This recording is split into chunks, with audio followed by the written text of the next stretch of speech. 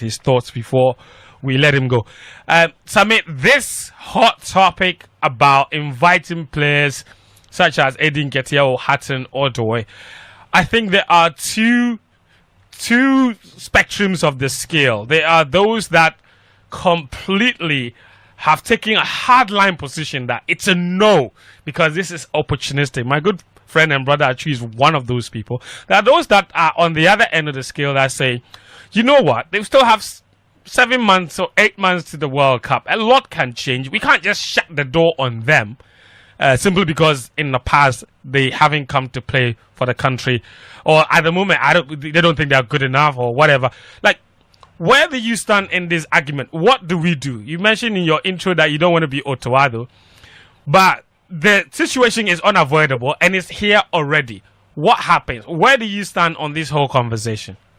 Charlie, is hot. It's hot. And it's not a black and white issue. I think for self-interest purposes, there's a grey side to this. But then let me ask you guys, and you know, off air, you and I were having a discussion about money and Sika Kakra or Dokakra and things. But which of you, you know, I mean, you made career moves to other radio stations and other TV stations. Which of you, perhaps even at the point at which you were signing your contracts, did not pledge undying loyalty to wherever it is that you were before, saying, you know, hell or high water, we are together forever? And which of you never really change your mind when a big opportunity comes or try to take advantage of a big opportunity? It's a very human thing. And I think for a lot of people who are taking a hard line, and I understand, and it's a good position to take, it's a reflection of our human selves and the decisions we would have taken, that you never really say no, or you never say never again, to use the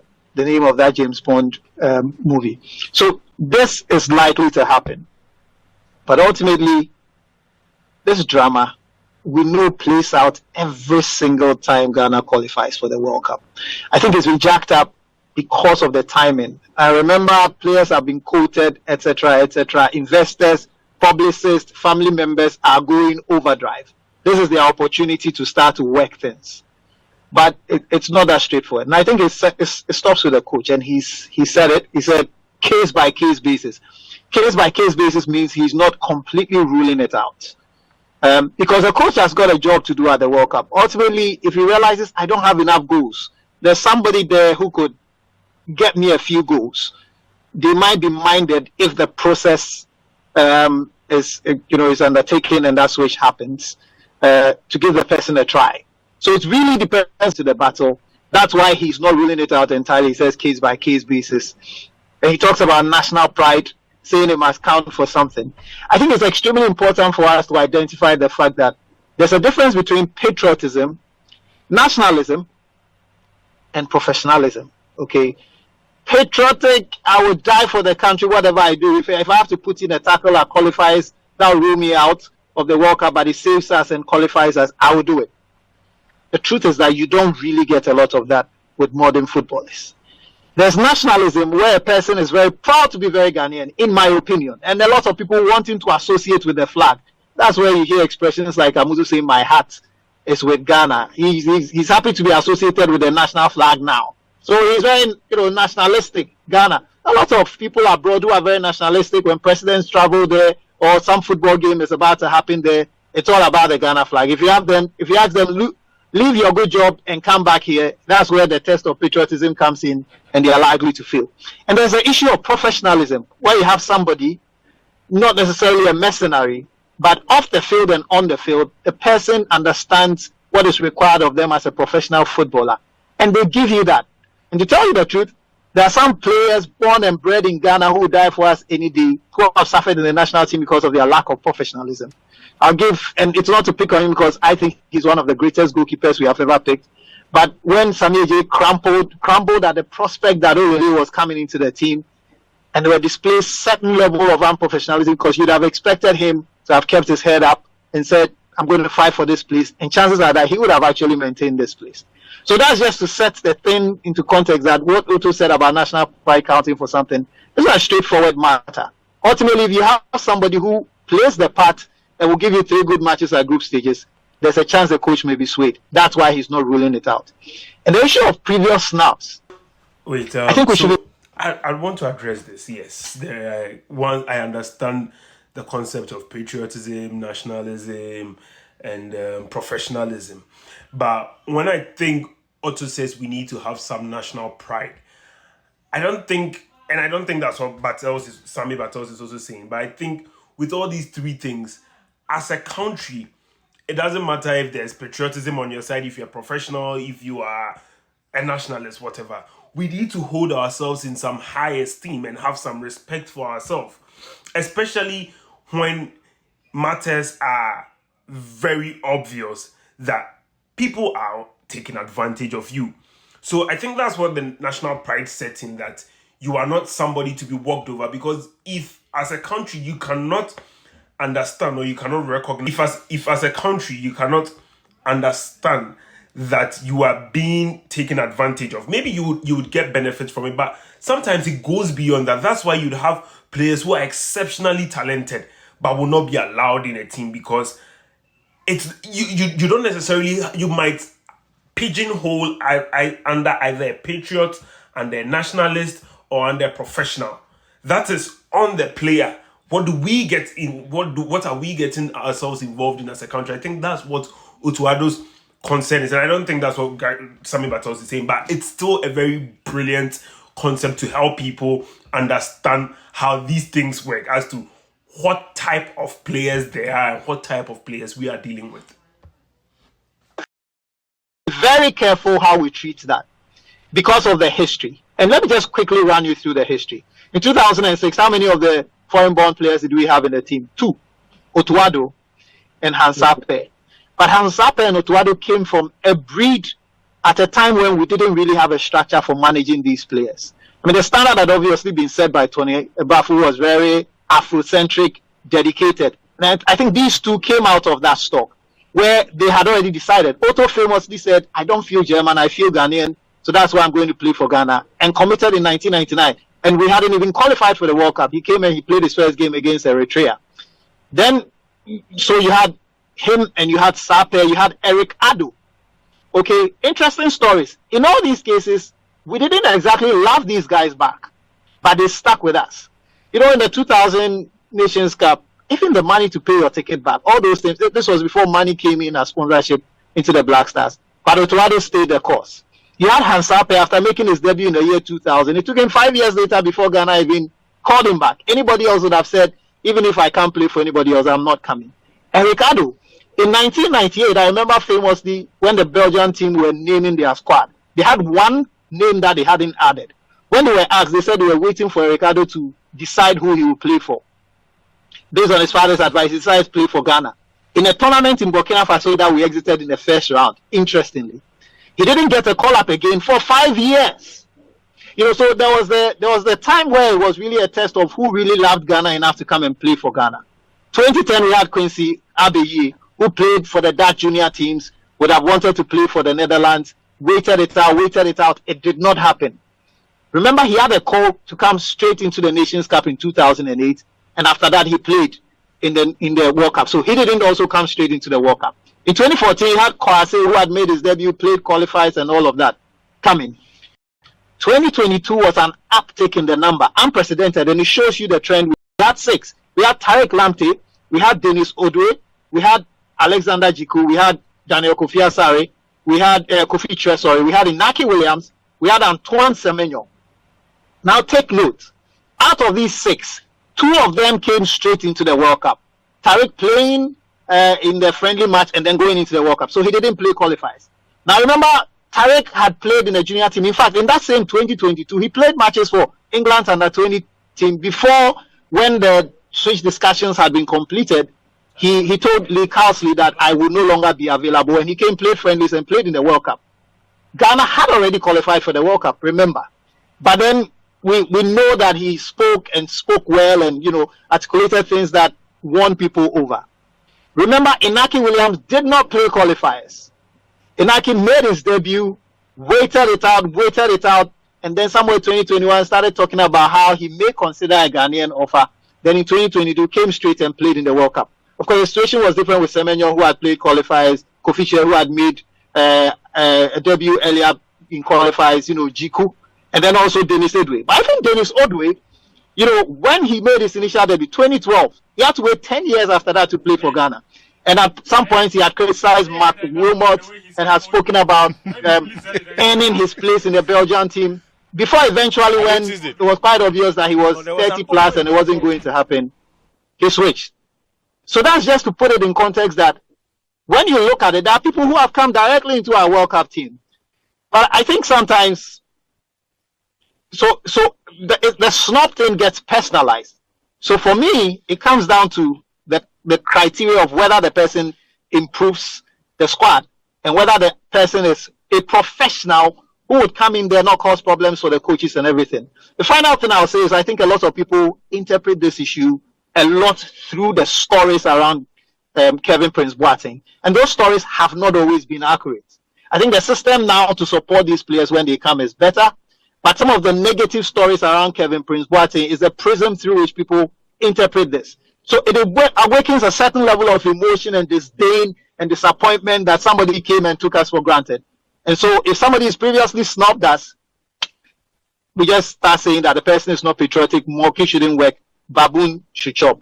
I ultimately want the Black Stars to do well. So if a player changes his mind, I think a person has a right to change his mind. And to the extent that he hasn't played, the coach then decides, is he an improvement on what I have? Will he satisfy a particular need within the team?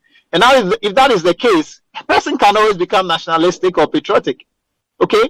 They have to prove it on the field. So if they come and they prove it and the coach believes in the matches that were played prior to the World Cup that the person has earned their stride, why not? And sometimes I think there's a personal thing with the English players because we see them all the time. Like Welbeck those days. You watch them all the time and you are very affronted that they have snubbed you. So I think we reserve a special place in there. But honestly speaking, I don't think that it is worth taking entrenched positions. By snubbing us, it doesn't mean they have insulted the country per se. You have enough examples that we... No, for that I disagree. As to whether snubbing us does not mean they've insulted the country. They've made their choice pretty much clear. The main thing is not about whether it's an insult or not. It's about be a principled person. If you've made a decision, you think that you feel English or you don't feel Ghanaian, and you make that position very clear. And that's why someone like Callum Hudson-Odoi, nobody really knows what he said in the past. Albeit his actions might have shown that he wanted to play for the English national team. But like Amuzu, the rate at which he spoke about not wanting to play for us, you can't then take such a person on board. I don't care if you are whoever you are. It's not just snubbing. The manner in which you snubbed us was very disrespectful, or you've made it clear that this is what I feel, this is where I want to go, then so be it, stay on that side. You wouldn't want someone who's just changed because the pastures are greener. And then again, these people never change when we are going for an AFCON or playing for a qualifier. But when is the World Cup? That's what we mean by have pride. So I would address what Sammy Bartels is saying. He's mostly wholly correct. But for this thing about pride, I think it's important. It doesn't matter if it's a foreign-based player or someone who's Ghanaian.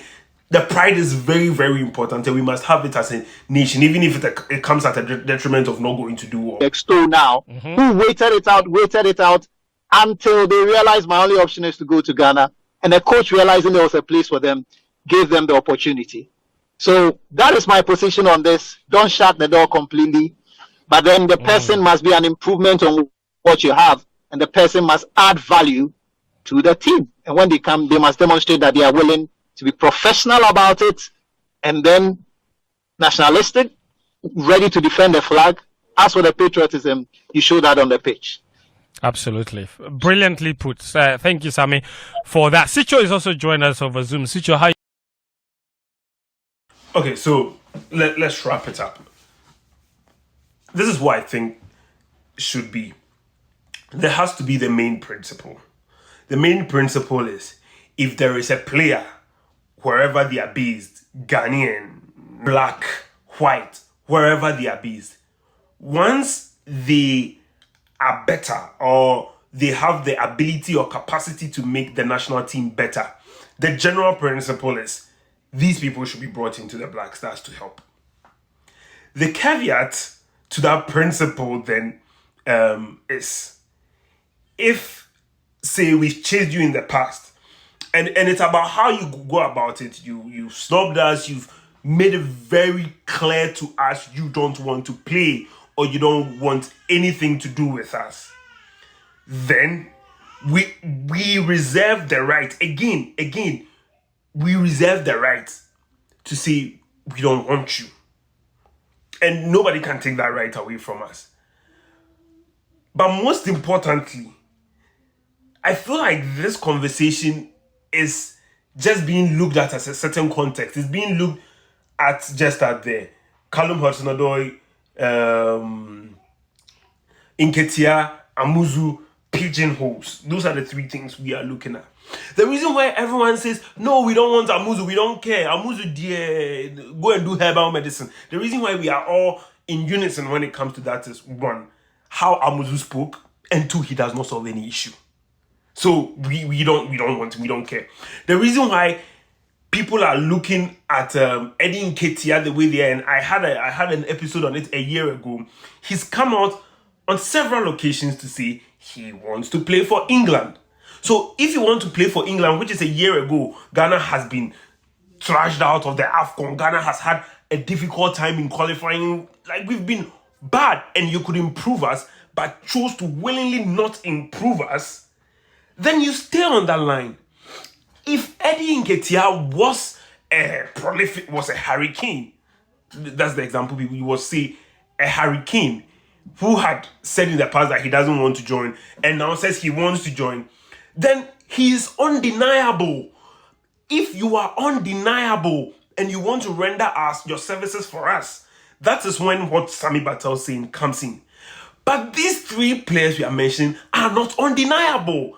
Are they going to change the Black Stars dramatically? And the reason why everyone speaks about Kevin Prince Boateng is because Kevin Prince Boateng, Haminu Draman, Otuado, Ericado, mention all the diaspora-born players who have played for Ghana. None of them left an impact as Kevin did in the 2010 World Cup. We watched him and knew that this guy was undeniable. And that's why in 2014, irrespective of the fact that we had a very stacked team, we still took him, because he had reached that status of undeniability. However, and unfortunately, these three players have not reached the level. So, for example, Fento Tahiru started this thing about Romeo Lavia, right? Romeo Lavia, if you go through his Twitter feeds, feels Congolese. He's not said it, but he posts about Congo because he has parents Congolese and apparently his dad is Ghanaian. He feels Congolese. That's what he said. But if Romeo Lavia, with his weak knees and whatever, still says, oh, right now I feel like I'm going to play for Ghana, how are you bring him in? Because he has reached that undeniable status these three players have not reached. So, I mean, this is the principle is any player who makes your team better and proves to be a professional should be brought in. But the caveat is you would have to be undeniable. And if you have disrespected us in any way and you are not in that category of undeniability, we don't need to bring you on board. And there's another argument that has been running across this whole week. This is by Coach Nimley, that the Black Stars does not owe any player anything. As in those who say monkey cannot work and babu cannot chop. See, we've had it over and over. It's not just in Black Stars, even in our daily lives, in our clubs, in our churches. It always happens that people work hard, people show up, and even at the end of the day, don't get rewarded, and they give it to cronies and stuff like that. This happens in our daily lives. But Coach is right when he says that. Because, again, you are working. None of these, you saw the Black Star budget. Nobody comes to work for free. Back in the days when Ghana won AFCONs over AFCONs and people were winning it without even getting paid, those people are even there. You guys get paid so much money. You back gone were the days people were having issues with paying for their transportation or their air flight to come in. And those days are over. So people are paid. But at the end of the day, just as the counter to that argument is just as people have had loyalty to us, because people do honor Black Stars call up at the detriment of, say, losing a position, going to AFCON, to getting hurt, playing on bad pitches. People do put their careers on the line, and as such, we do owe an obligation to some of these players, especially those who are undeniable. So that's going to be my whole take on this. If the player is undeniable or has reached a level of undeniable, in this Black Star team, we know the undeniable players who are going to go. Pate will be there, Jordan will be there, Kudus will be there, Semenyo will be there, barring an injury or anything. We know undeniable players within this team. So the thing about this whole thing is, I don't think Hudson Odoi, I don't think Eddie Nketiah, I don't think Amuzu they are undeniable players or players who will dramatically change the Black Stars. But the thing is, if Otuado feels like they can solve something for him, this is devoid of undue influence from people or pressure, he can. I don't think anybody should be mad or upset about it, but my position still stands. These guys are not going to dramatically change anyone. Unless we have a player from somewhere who make dramatic changes, then we bring them on board. The national pride is very important, especially from players who are not undeniable. Kevin Prince Boateng was an undeniable player. That's why people still talk today. Like, nobody talks about Otuado or Ricardo or Hamidou Dramani. Like, everyone still remembers Prince because he was good. He gave us some value. And so, but again, in 2014, if I look back, I don't think we should have taken him because he was not as good as he was the years we took him. So again, 2014, I don't think he had that level of undeniability, but then we still took him regardless. But then this is my stance. General principle, if they improve the team, bring them on. Caveat, if they are not undeniable, if they are just average or barely above average from the players we have, then come on, they can go about the mango tree. Thank you for watching this episode of the Sulia podcast. Bye.